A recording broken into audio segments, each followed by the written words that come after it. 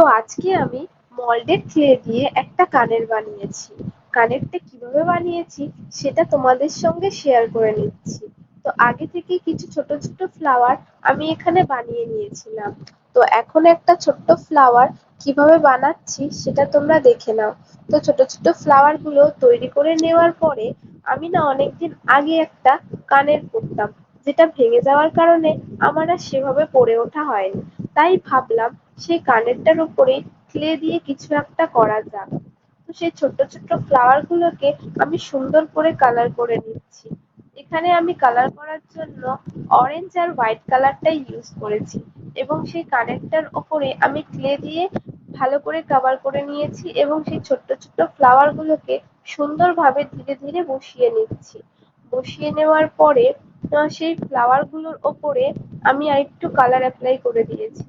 Colour apply করে দেওয়ার পরে আমি এগুলোতে ছোট ছোট পুঁতি অ্যাড করে দিয়েছি।